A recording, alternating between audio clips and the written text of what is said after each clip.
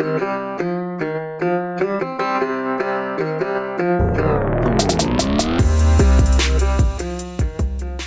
up, everybody? It's Dan, Binder Boneyard. Excuse me. Jeez, rough start. Dan, Binder Boneyard, coming at you from the office. It is a cold February morning. I hope you had a good Valentine's Day, because as I'm recording this, Valentine's Day was yesterday. So just letting everybody know that I love you too. Appreciate everybody. Thanks for sticking around. Everyone that's listened and subscribed and likes, and it really helps if you tell your friends, post about it on Facebook. Make sure you mention it in the Facebook groups. All just help spread the word. The one I would say side effect of some of this stuff is that people hear that I give advice and that I do a podcast about this sort of stuff, and then they call and they want a 45-minute one-on-one consultation about how to build their truck from the ground up, all while not purchasing anything from us. And that makes it difficult because people think that it's just free for all, and I don't have anything else to do other than give free advice and to hold their hand while I tell them how to reassemble drum brakes. So there is a little bit of that happens. And there's always those people out there that are looking for free everything all the time. And, those people are always going to exist, but it's just kind of a funny thing. People see me on Facebook giving advice or whatnot, and then they're like, "Hey, can I call you? And do you have a free Sunday afternoon where we can talk?" And it's like, I have work to do. I mean, the shop rate's $100 an hour. If you want to pay me shop rate to walk you through your project, that's great. And then they get all offended. So anyway, oh man. So I appreciate you guys. And yes, telling everyone does help. It does spread the word. There are no advertisers. So if you're listening to this on, Apple or something like that, and there's an ad in the middle of my podcast, I don't get a taste of that. I don't get any kind of kickback. So definitely don't approve it. So if there's an ad for AG1 or, BetterHelp or something like that, it's not me. I don't make any ducats off of that. So, you'll know it's a sponsorship of my own when I am saying it myself and not some AI generated who knows what. So anyway, thank you again. Much appreciated. This episode, since I missed a couple, I'm going to recap the last couple of weeks with a few tidbits. So I went to Southern California to work with Sean at Anything Scout on the Race Terra. If you have not heard, they were racing a Scout Terra in the Nora 1000, which is down in Baja, Mexico. It is not the Baja 1000, because that is a single day race down the peninsula. The Nora 1000 is a rally. So it's a 6-day timed staged rally. So every night the cars get parked. Every day you start at a certain time, you get your time. You have special stages, things like that. So rally style is a little easier on the cars because it's a lot of vintage cars, but anymore it's kind of turned into a UTV side-by-side kind of race. Rally, which takes a little bit of the magic out of it, because originally it started, 12 or 14 years ago. It was kicked back off as a vintage race. And so it was like they considered it any race car from like 1985 and older. So a lot of Volkswagens, a lot of buggies, things like that. And then as the rally has progressed, they've changed the rules to allow more people to enter because it all costs money. Putting these events on is a massive event. So it just takes time. So the race has evolved. The rally has evolved a little bit into, this UTV thing and less vintage cars and more just old trophy trucks and things like that. So anyway, been helping Sean build the car because last year it was totaled in a wreck just before the finish line on the last day. Go back and listen to some of the other podcasts. I believe I talk about that. I talked to Sean about that in one of my podcasts during my open house last summer. So anyway, we're building the car from scratch. Sean's doing most of the work, but I built the transfer case for it, did the front axle, some of that. Just been doing, I helped assemble the motor this last time, some brake lines, some suspension stuff, just whatever Sean needs done that he doesn't have to handhold.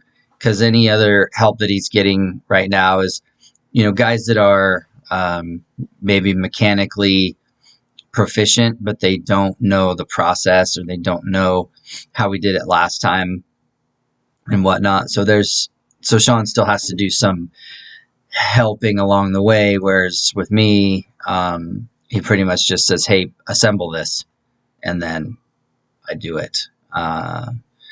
But I also know what to look for. Like, we had a motor built. He had a motor built for this truck. Spent a lot of money, high compression, cam, the whole thing.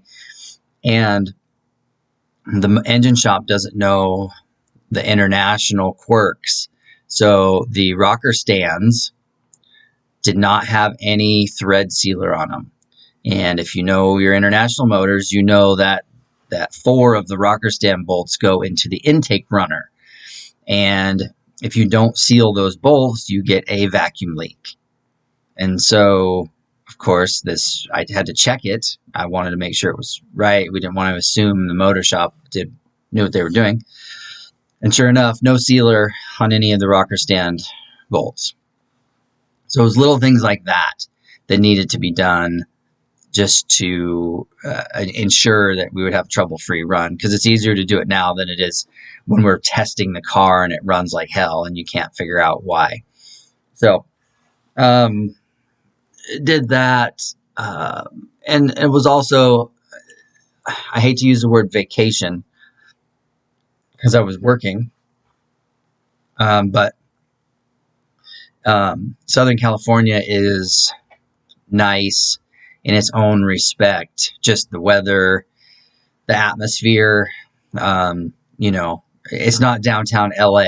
Like, everybody who's not from California or been to California thinks that the entire state is like Kurt Russell's in Escape from LA. Like, there's not just roving gangs, shaking down old ladies and, things like that. I wasn't in LA. I was 70 miles north of LA on the coast. So, it was nice, comfortable, although it did rain a couple days, which definitely dampens, no pun intended, the experience.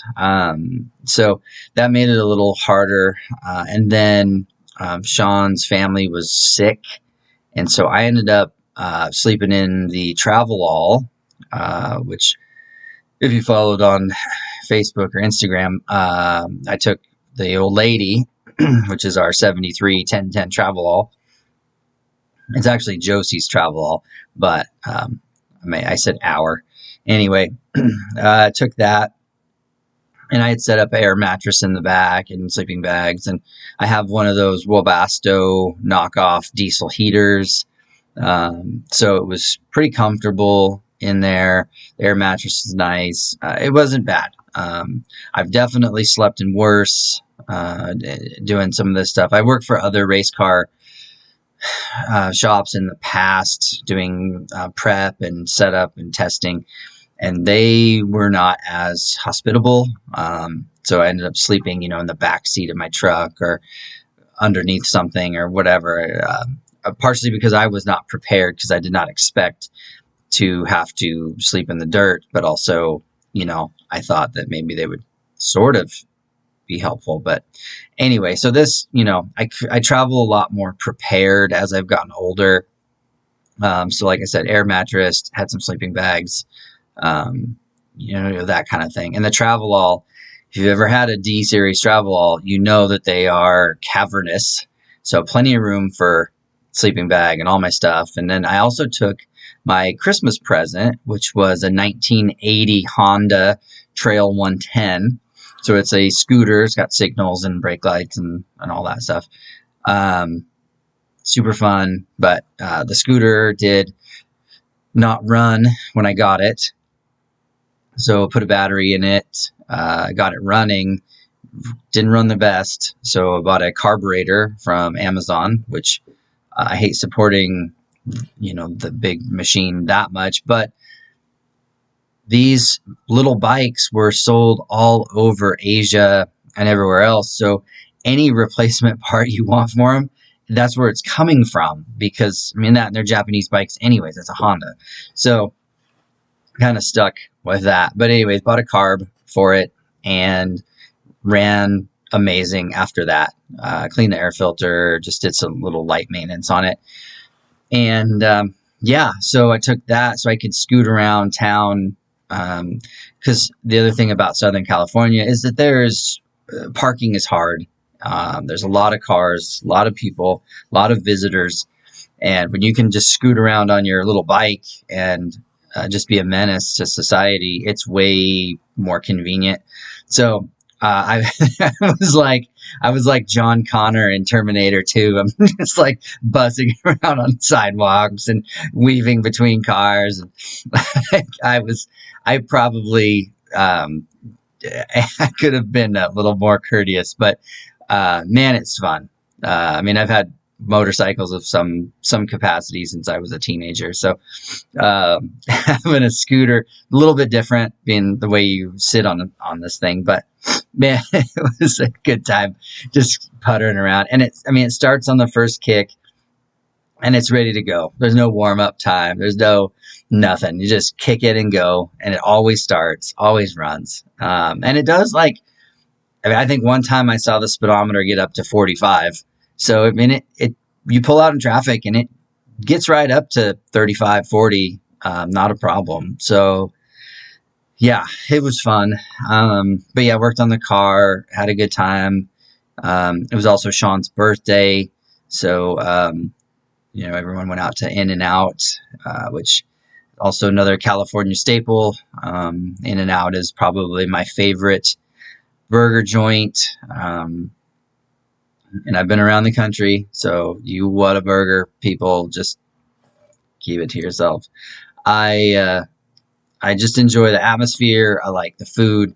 I like how fast it is. That place is jam packed. In-N-Outs are line out the door almost every time I've been to one, and somehow they have food done in 5 to 7 minutes. It's crazy how the system they have and how it works. But anyway, it was a good time.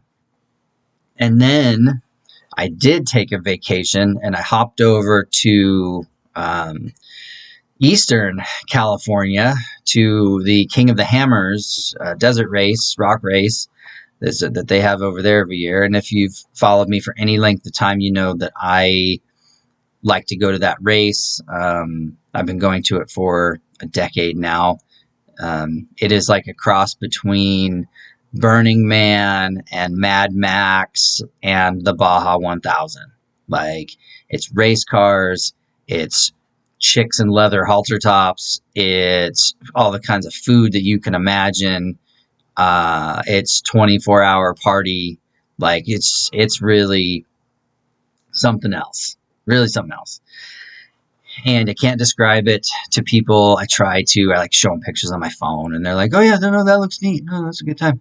You have to go to experience it, to see everything. It's a little bit mind altering. It definitely gets my creative juices flowing because I see a lot of technology. I see new ideas and new stuff that I think can be applied to the business or applied to my life. And and there's minimal cell service there. So you're allowed to be focused and dedicated to what's at hand and not being distracted. At least I'm easily distracted. But yeah. Oh, and then there's Free Monster. Monster sets up their semi trailer and their big viewing platforms, and they give out free Monster for the whole event. So as much free Monster as you can drink. So my kidneys, they definitely get a workout on that week. But luckily, I was only there for 3 days. So yeah. But I was fortunate enough to stay at a friend's house in Landers, which is about, I don't know, 17 miles from the Hammers event. And so the bummer was driving in and out every day because the traffic getting off the lake bed is kind of slow because there's guys pulling campers and motorhomes and things like that. And it's not a good road. It's a rough road. So but racing was good. Got to see some pretty crazy stuff. A Can-Am UTV actually won the 4,400 race, which is kind of unheard of. I mean, these are $500,000 or more race cars with 800 horsepower LSXs and, portals and things like that. And they got beat by a Can-Am that, I mean, it had a custom, it was the only Can-Am on it was the engine and some of the suspension parts. The rest of it was all hand fabricated chromoly chassis. It had a manual gearbox. It was not belt drive like most UTVs. So it had some stuff going for it that was different. But anyway, it was a good time. The Travelall had developed a miss. I noticed the points weren't opening quite as wide as they were supposed to. That's what it felt like to me. So I had to adjust the points, and then it was fine after that. And yeah, the Travelall is still running points. I haven't switched it to Pertronics yet.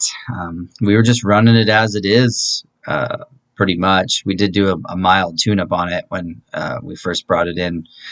But other than that, no. I mean, just been running it. So yeah, so the points, because I did put like 1,800 miles on the thing in a week. So it got out of adjustment. But anyway, no, it ran great for that whole event. It's amazing how nice a 1010 rides on rough roads and whatnot. Because yeah, that was the thing too. You're probably wondering. I had the scooter on the back of the Travelall. I built a little carrier that went into the receiver hitch that could carry the scooter. So I had an additional 120 pounds, 150 pounds hanging off the back of the Travelall, and then all my gear and stuff like that. So it wasn't easy loaded. There was a little bit of weight back there, and then I was doing 70 everywhere because California freeways, so you're flying everywhere you go. And I was averaging, I have to double check the numbers, but I did a lot of idling because when I left Oregon, it was friggin' freezing and it was snowing. And every time I stopped for fuel, I just left it idling. Because that's one of the other little quirks that I have. More times than I'd like to admit, I've got to a gas station, turned it off, filled up, got my snacks, whatever, go to leave, and it won't start. And, it's vapor lock or it's some electrical problem, like I've had coils give out, like you turn them off and turn them back on and the coil doesn't work. Things like that. So when I'm on the road, I like to just leave them running. And some of that's a side effect of the diesels, like the black truck and all that. I just leave it idling pretty much everywhere I go because it's, you hate to start them and stop them and that kind of thing. So anyway, just left the travel all idling at a lot of stops. That, and I could lock it while it was still idling because I had 2 keys, so it was secure. Um, so I think my mileage was like 12 and a half or 13 total. So that's, some of that is I was getting 14 plus on the lowland California straight stretches, and then I was getting 10 plus in the slow going, gravel road or dirt road getting into the hammers, or in the snow coming back, because it was coming home was really hairy. There was a lot of snow, packed snow, a lot of wrecked trucks and things like that just got out of shape in the bad weather. I was really fortunate that I picked my days just right and came home. The weather was great, but there was, 6 inches of packed ice on Highway 97 between Klamath Falls and Lapine. So it was slow going. I did buy chains before I left for this trip, just in case. Like, worst case scenario, I could chain up and get going. Luckily, I didn't need them, but we will always have them now for the future, because I imagine the old 1010 is going to probably it's going to get a lot of use. Not so much right now because the weather is just gross. But probably this spring we're going to do a fair amount of traveling. We were kicking around the idea of going to Harvesters in the Holler in September with it. Just make it a cross country trip, which would be kind of fun too.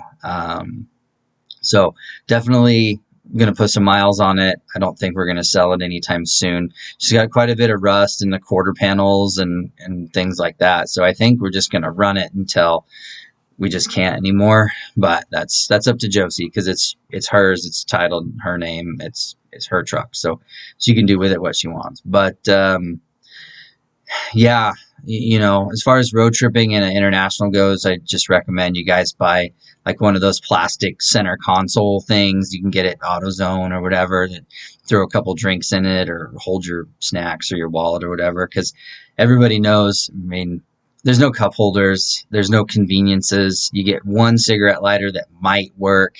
So, if it doesn't work, then you got to figure out how to charge your phone or your device off of something else.